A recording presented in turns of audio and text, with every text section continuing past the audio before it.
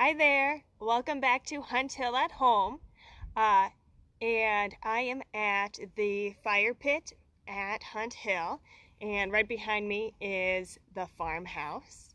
So thank you again for watching, and thank you for all of you who are supporting through donations, through giving your time as volunteers. We really appreciate everything that you're doing right now to help support Hunt Hill. I also want to give a shout out to a few different schools today.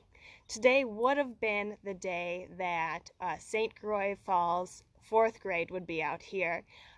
Every year they read the book Hatchet, which is a really interesting book about survival. And then they come out to Hunt Hill to do some survival activities. So we're really missing them this year, but hopefully some of them get to watch and enjoy. I also want to give a quick shout out to the North Star Community Charter School. They've been watching, and they sent me a really nice message today to let me know that they've been watching. If you have a school or a class or even a family who has been watching who wants a shout out, give me a message and I will give you a shout out. My grandma Darlene just said that she is watching, so thank you for watching as well, Grandma. So today we're going to be talking about fire building. So I have a fire-related joke for you for our joke of the day. So, did you hear the one about the bread factory that burnt down? Apparently their business is toast. All right, let's get started with some of our fire building. Now, most of you know a little bit about fire. You've probably built a fire before. You might have been at a campfire. You might have done some other little things with fire, maybe using it to light a candle. Maybe you use it to burn debris. Now, right now, there is a burn ban going on in most parts of Wisconsin. Right now in Washburn County, the fire risk is considered very high. So I'm not going to actually make a fire today, but I will talk about some different ways to create fire and the science behind how a fire is made. So first of all, if you have something that you can if you can set on fire, you want to make sure that you are following proper fire safety measures.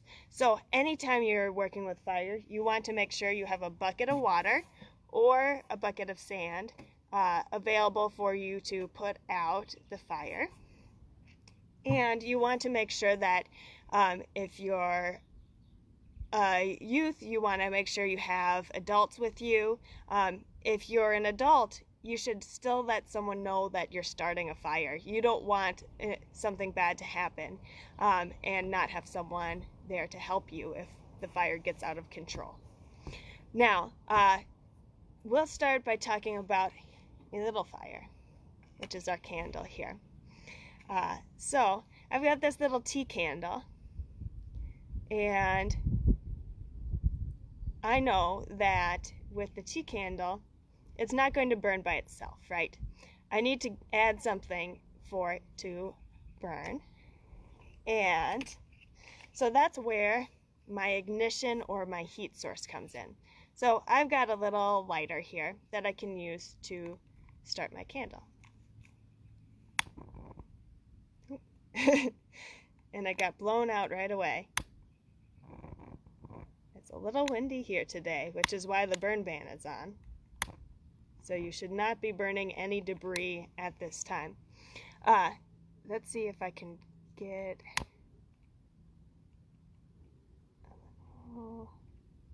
started. There we go. So we've got a little flame on my candle. Can you see it? It's hard to tell what you can and can't see. So there's a little flame on this candle.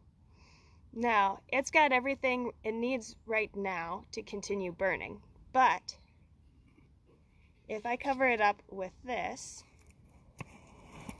and screw it on a little bit, and I keep watching it. After about 30 seconds, this flame on the candle is going to go out.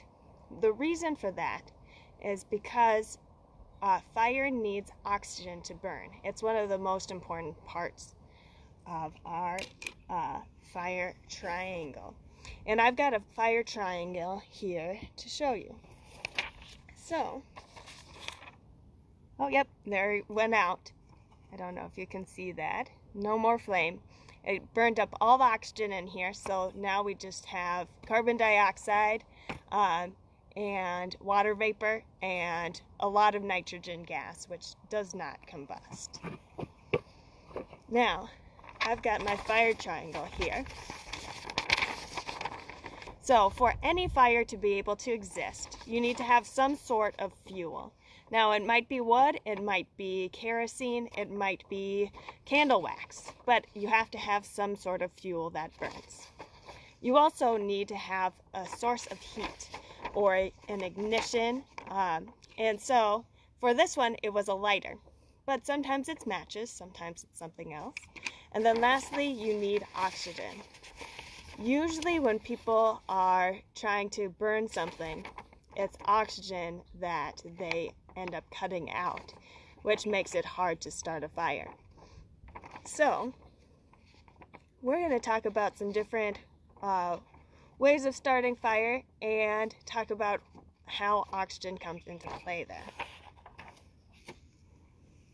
So, when you're starting a fire, you might want to get out some fuel, right?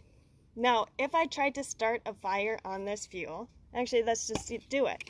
I've got my lighter, I've got my fuel.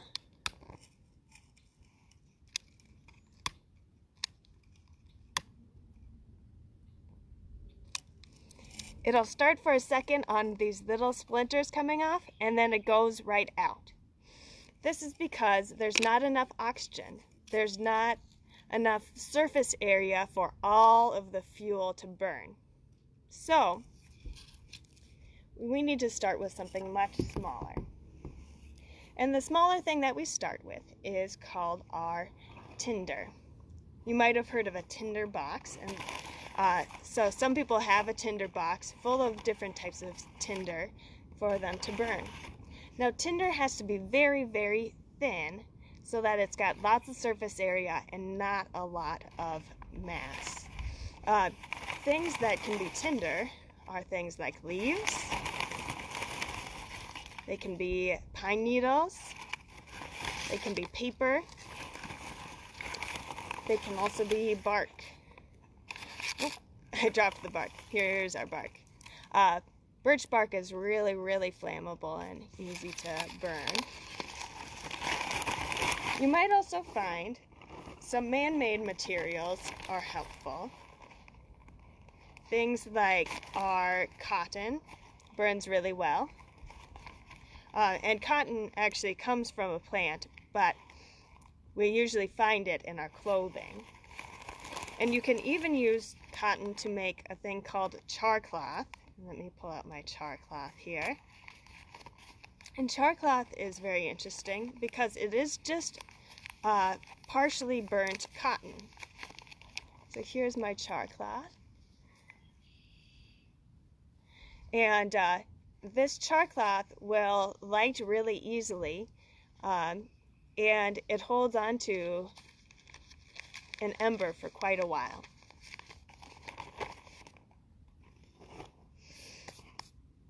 Now, once you've got your tinder, you want to move up to the next level, which is our kindling. Kindling should be no thicker than your thumb. I usually try to go for something about the thickness of my pinky, and it should be as long as about from your end of your fingers to your elbow. Longer is even better, because what you're going to do with your kindling is you're going to bend it over your tinder. So if I've got this, I can snap it in half and have it be sitting over the top. So most of the time you're going to be finding sticks and thicker reeds. You want to make sure that these are nice and dry so they burn easily. And then lastly, you're going to have your actual fuel wood. You can use split logs like this one. Now, as these burn, they're going to burn from the outside to the inside. So you want to make sure that there's lots of surface area, lots of spots where oxygen can get into little grooves and pockets. So you want to split your wood before putting it on the fire. Now, the other part that is tricky about starting a fire is the ignition. So, there are lots of different ways to ignite a fire, but there are some that are easier than others. If you've got a lighter like this, that can be easy, but you might not have a lighter like this on you in a survival situation.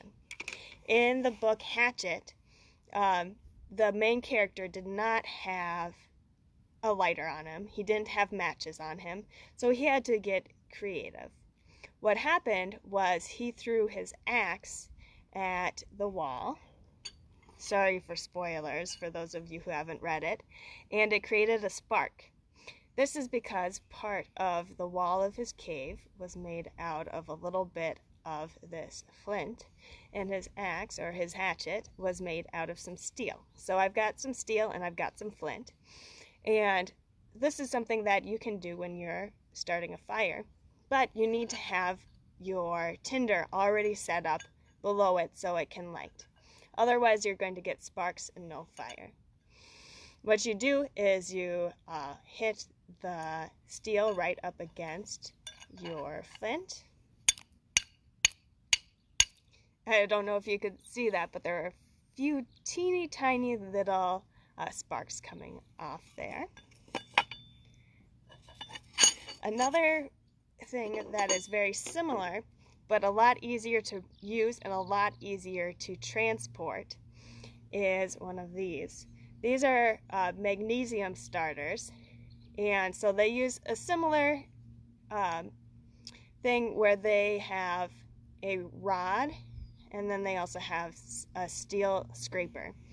And these are really fun to give a try if you ever have them. So you have to hold it at an angle to here, and you scrape down. It's a little tricky because these are made for right-handed people, and I'm not right-handed, so I have to practice a couple times. There we go. Did you see that? I hope you did. There are some other things that you might have on hand, but maybe not in a survival situation. You might have matches. These are great, but you only have a limited amount, and if they get wet, not all matches can work when they're wet. You might also have some steel wool and a 9-volt battery. These are really fun to watch. They're pretty foolproof. You would just set the 9-volt battery on top, and you get embers right away.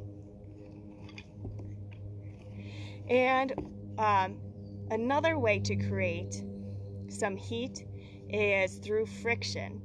Now, I'm not going to show you how to do a friction fire because I'm not an expert on this, but I'll show you the basics of it. So, with a friction fire, you start with this baseboard, and you have to have a stick.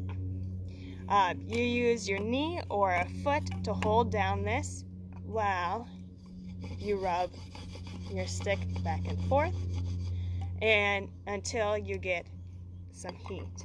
I can give some links to some really cool YouTube videos on how to do that, but I'm not going to show you it all today. Another way to create friction is using a bow drill, which can save you a little bit of energy, but can be a little bit harder to set up. But basically the same thing is going on.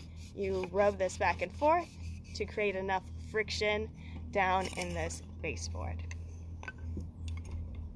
The last way I can show you is a pretty fun, interesting way, which is using the power of the sun. Now you need to use, oh, that's fun to look at. You need to use this responsibly because this can be really dangerous if you end up leaving out a glass, magnifying glass, and letting the sun do its work. What you do is you're going to set it on just above wherever you want to have your fire. I hope you can see that. And then you want to make the little circle get as small as possible. So I'm going to start lifting it up until I've got to a very, very small dot. And there's actually some smoke rising from it already. When you've got a really, really sunny day, you could even write messages with your fire and make some things. So here, if you take a look, this little black line is what I burnt in there already. So this is a really nice sunny day to give it a try, but be responsible. Make sure you let someone know what you're doing, and make sure you're not accidentally starting fires that you cannot control. All right. Thank you so much for watching today. I hope you learned a little bit about fire and our fire triangle. Tomorrow we are going to be talking about food and how to find food in the wilderness. So I hope you join me then. Thanks and bye.